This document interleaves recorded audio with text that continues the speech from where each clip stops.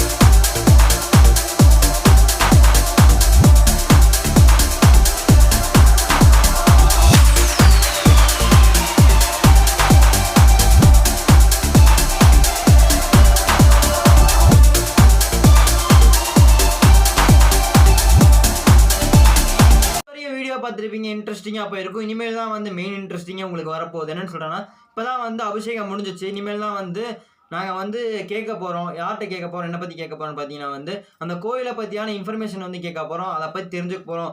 நீங்களும் தெரிஞ்சுக்கோங்க என் கூட. வாங்க வீடியோ போகலாம். இதுக்கு வந்து யார் ஹெல்ப் பண்ணணும்னு பார்த்தீங்கன்னா எங்கள் கேமராமேன் ஹெல்ப் பண்ணார். ஒரு பையன் எங்கள் மாமா வராரு. மாப்பிள்ளை இந்த மாதிரி பண்ணுங்கன்னு சொல்லி ஹெல்ப் பண்ணி எனக்கு ஹெல்ப் பண்ணுறாரு.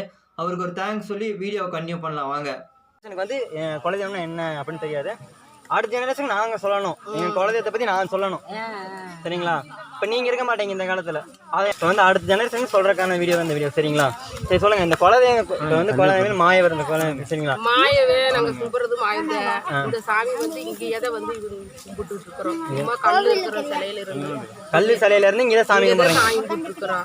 சாமி கும்பிட்டு இருக்குங்காட்டி இடையில என்ன சொல்லிட்டாங்க, தோட்டம் வாங்கினவங்க சாமி கும்பிடக்கூடாது, வேண்டாம், சாமி கும்பிட நீங்க புடிமண் எடுத்து போய் நீங்க இருக்கிற இடத்துல போய் கும்பிட்டுக்கோங்கன்னு சொன்னாங்க. அப்ப நாங்க வந்துட்டு என்னன்னா, நாங்க வருஷமெல்லாம் இங்கே தான் கும்பிட்றதுக்கு மட்டும் எங்களுக்கு கொஞ்சம் இடம் விடுங்க, நாங்க சாமி கும்பிட்டுக்கிறோம் அப்படின்னு சொல்லி கேட்டோம். அந்த அம்மா முடியாதுன்னு சொன்னாங்க. அப்புறம் மறுபடியும் தாராபுரத்துல இருந்து அவர் பூஜை பண்றாரு பாருங்க, அவருக்கு கனவுல போய் நீங்க கும்பிட்ற குலதெய்வம் வந்து தென்காசியில இருக்குது, நீ போய் கும்பிடு, நீங்க அங்க தென்காசியில இருக்குது இந்த மாதிரி சாமி கனவுல வந்து சொல்லி அப்புறம் அவர் தொலைவிட்டு வந்தாரு. எங்க வந்து வீட்டுக்கு போயிடுவோம். வீட்டுக்கு போய் படை போட்டு வீட்டுல சாமி கும்பிடுவோம். சாமி முடியல. அப்போ ஒரு தடவை இவர் வந்தாரு தொலைவிட்டு, இந்த பூஜை பண்றவர். வந்து நம்ம குலதெய்வம் இந்த இடத்துல இருக்குதாம்மா, இது எந்த இடத்துல இருக்குன்னு மட்டும் சொல்லுங்க அப்படின்னு சொல்லி நானும் இந்த அம்மாவும் தான் சொன்னோம். இந்த அம்மா தான் இவங்க சொன்னாங்க. ஓகே, இவங்க அப்படியே நம்ம பேட்டி எடுத்தாச்சு. அப்புறம் சொன்னோம் சாமி, சொல்லங்காட்டி சரி வாங்க தோட்டத்துல போய் கேட்கலாம் அப்படின்னாங்க. எங்க வீட்டுக்காரரும் அவரும் மட்டும் போய் கேட்டாங்க. கேட்கங்காட்டி அந்த அம்மா வந்துட்டு நினைச்சு நாங்க தோட்டம் விலைக்கு வாங்கியாச்சு. தோட்டத்தை விலைக்கு வாங்கியாச்சு அப்படின்னு விலைக்கு வாங்கிட்டு இன்னொருத்தர் இருந்து விலைக்கு வாங்கிட்டோம். நாங்க சாமி கும்பிடவெல்லாம் விட மாட்டோம், சாமி கும்பிட விட மாட்டோம்ட்டாங்க அப்படின்னு சொன்னாங்க. அப்போ அந்த அம்மா இருந்துட்டு என்னன்னு சொன்னாங்க, சாமி கும்பிடக்கு மட்டும் இடம் விடுங்க எங்களுக்கு, நாங்க கும்பிடுறோம் அப்படின்னு சொன்னாட்டி. அப்புறம் இவர் சொன்னார் தாராவத்துக்கார் இருந்துட்டு, இந்த இடத்துல சாமி நிலையா இருக்குதா இல்லையான்னு நம்ம ஐயருக்கு குடியேற்கணும் பண்ணலாம் அப்படின்னு சொல்லி சொன்னாங்க. அப்புறம் திருநெல்வேலியிலிருந்து ஐயரும் திருநெல்வேலியிருந்து ஐயர் வந்தாங்க. இந்த வந்து குலதெய்வம் கண்டுபிடிக்கிறேன்னு ஐயர் இருப்பாங்க. அந்த ஐயரும் தாராவரத்து ஐயர் 2 பேர் வந்திருந்தாங்க. 2 பேர் வந்து குண்டம் வளர்த்தி மத்தியானம் 1 மணி ஆச்சு. காலையில 7 மணிலேருந்து 1 மணி ஆச்சு. காலைல 7 மணிலேருந்து 1 மணி வரைக்கும் கண்டுபிடிச்சிங்க, கோயில கண்டுபிடிச்சிங்க. கோயில் உட்காந்து குண்டம் வளர்த்துறாங்க. ஓகே, குண்டம் வளர்த்தி அப்புறம் அந்த ஐயருக்கு வந்து கரடம் வந்து இந்த மரத்தை சுத்தி இப்பதே எனக்கு உத்தரவு கொடுத்துருக்குது, இந்த சாமி இந்த இடத்துல சத்தியா நில கொண்டு இருக்குது, இது எடுத்து நீங்க கும்பிடுங்க, வேற பக்கம் எங்கேயும் நீங்க கும்பிட முடியாது, இது எடுத்துட்டு போக முடியாது, மண்ணை எடுத்துட்டு போக முடியாது, இங்கதான் நீங்க நிலையா சாமி கும்பிடணும் அப்படின்னு எல்லாம் உத்தரவு கொடுத்துருச்சு சாமி சொல்லுச்சு. ஓகே அப்படின்னு சொல்லங்காட்டி அப்புறம் அதுக்கு பின்னாடி என்னன்னு சொன்னாங்க, சரி நாங்க கும்பிடுறோம் அப்படின்னு சொல்லிட்டு அப்புறம் மீண்டும் வந்து ஒரு 5-6 பேர் சேர்ந்து மறுபடியும் தோட்டத்துல போய் கேட்டாங்க. கேட்கங்காட்டி நாங்க விலைக்கு வாங்கிட்டோம்மா, விலைக்கு 5-6 பேர் மறுபடியும் போய் சேர்ந்து சாமி கும்பிடணும் அப்படின்னு போய் கேட்டிருக்கீங்க. இந்த மாதிரி வருஷம் வருஷம் ஆண்டு கோயில் கட்டுறது கேட்கங்காட்டி அப்புறம் அந்த அம்மா சொல்லுச்சு, கோயில் மட்டும் அளவா கட்டிக்கோங்க, தனியா ஆளுக்கு தங்குற மாதிரி எல்லாம் இடம் கொடுக்க முடியாது, நீங்க மரத்துக்கு நெகில் இருக்குது, உட்காந்துக்கலாம், போய்க்கலாம், வந்துக்கலாம் அப்படின்னு சொல்லி அந்த அம்மா சொல்லிடுச்சு. அப்புறம் இந்த அம்மா கோயில் கட்டுறது கொஞ்சம் இடம் பண்ணங்காட்டி தரத்தில் வெளியில வரையிலாம் வரையிலாம் சாமி ஓகே சாமி சாமி காமிச்சிருக்காங்க. கண்ணுக்கு தட்டுப்படம் காட்டி அந்த அம்மா சரின்னு கட்ட சொல்லிருச்சு. கட்டுனது அது சொன்னதுக்கு பின்னாடிதான் கோயில் கட்டினாங்க. அப்புறம் கோயில் கட்டிட்டு இருக்க வீட்டுல இப்படிதான் பட்டாசு கிழமை சாமி முடியல, நான் படம் போட்டு சாமி முடிச்சுட்டு இருக்கீங்கள, அருள் வந்து ஒரு பெண்களுக்கு அருள் ஒரு பிள்ளைக்கு வந்து சொல்லுச்சு, எங்கள் வீட்டில் தான் சாமின்னு சொல்லிச்சு, நீ வந்து நினச்சி கும்பிட்ற அது வந்து உனக்கு கண்டிப்பாக நிறைவேறு, நம்ம பங்காளிகளாக எங்கெங்கே இருக்காங்களோ என்னன்னு தெரியல, நம்ம போய் இப்படி கல்லுன்னு நினச்சி வைக்கமுடியல, கையெழுத்து கும்பிட்டு வர்றான், எல்லாருமே ஒரு ஒன்றா சேர்ந்து கையெடுத்து கும்பிடணும் அப்படின்னு நினைச்சு நீ கேக்குறீங்க. அடுத்த வருஷத்துக்குள்ள நீ ஆலயம் கட்டிடுவீங்க, ஒண்ணு சேர்ந்து அடுத்த வருஷத்துக்குள்ள வந்து கோயில் கட்டிடுவீங்க, பங்காளிகளை ஒண்ணு சேருவாங்க, அதுக்கு அடுத்த வருஷம் ஆலயம் கட்டுவீங்க, வருஷத்துக்கு வருஷம் எச்சாகிட்டே தான் வரும், எல்லாரும் வந்து ஒண்ணு சேர்ந்துக்குவாங்க அப்படின்னு அந்த திருநெல்வேலி ஐயர் சொன்னாரு. திருநெல்வேலி ஐயர் வந்து அங்க இருந்து வந்திருக்காரு, வந்து கண்டுபிடிக்கனே வந்திருக்காரு. 3 ஐயர்ல ஒரு ஐயர் அந்த வயசான ஐயர் தான் சொன்னாங்க. அவர் வந்து சொல்லியிருக்கிறபோது இப்படியே அந்த அம்மாட்ட போய் சொல்லியிருக்கிறாரு இவங்க அக்காட்ட, சொல்லங்காட்டிக்கு உங்கள் குலதெய்வம் தாண்டான்னு சொல்லியிருக்குது.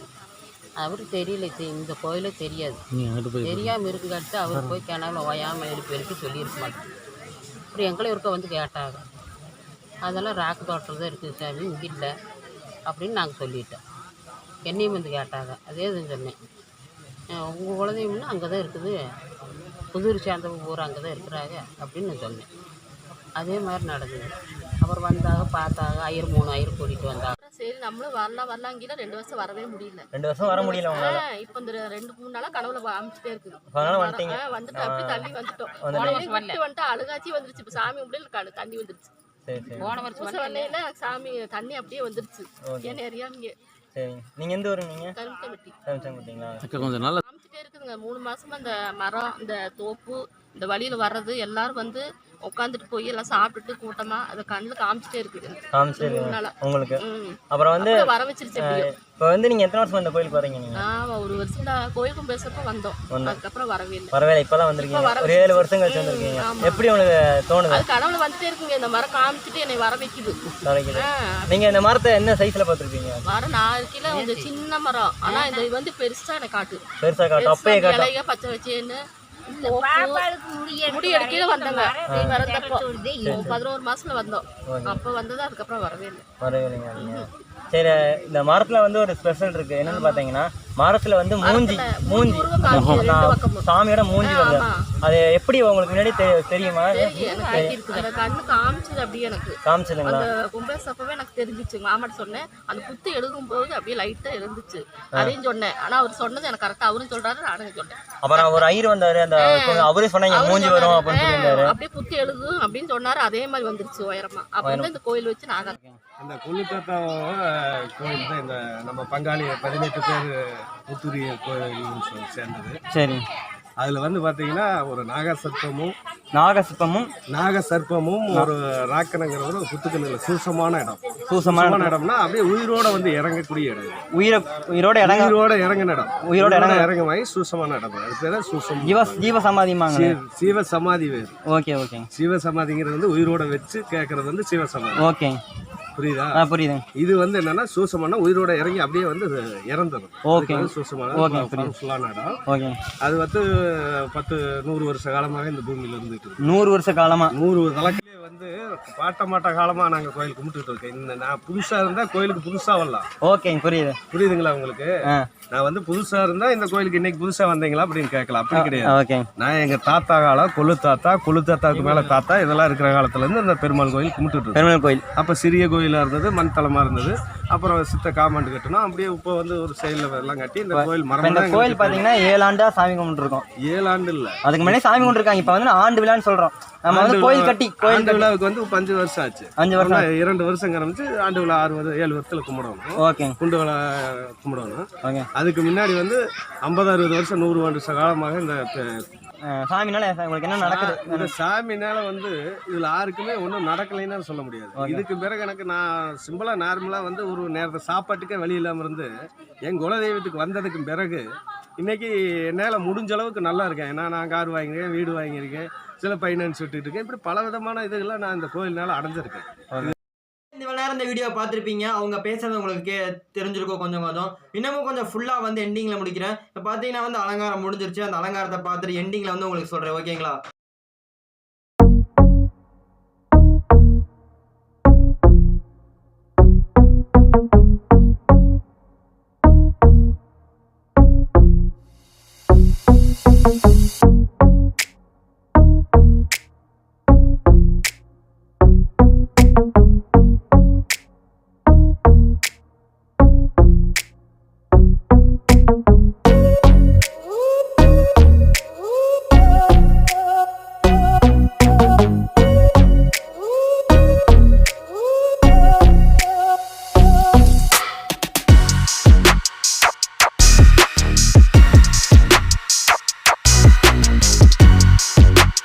தாராபுரத்தைச் சேர்ந்தவன்.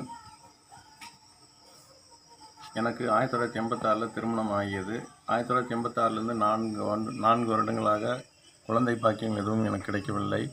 இந்நிலையில் குலதெய்வம் எங்கே என்று நானே விசாரித்ததில் காவலப்பட்டியில் வந்து குலதெய்வம் இருப்பதாகவும் முன்னோர்கள் அங்கு வாழ்ந்து வந்ததாகவும் முன்னோர்கள் வந்து பெரியவர்கள் வந்து தெரிவித்தார்கள். அதன் அடிப்படையில் நானும் எனது மனைவியும் இங்கே காவலப்பட்டியில் வந்து இங்கே இருக்கிற காக்கந்தோட்டத்தில் வந்து ஸ்தல விருட்ச மரம் மகாலட்சுமி அம்மன் உருவம் பொறித்த அந்த ஸ்தல விருட்ச மரத்தை வழிபட்டு வந்தோம். அதன் பிறகு எங்களுக்கு குழந்தை பாக்கியம் கிடைத்தது.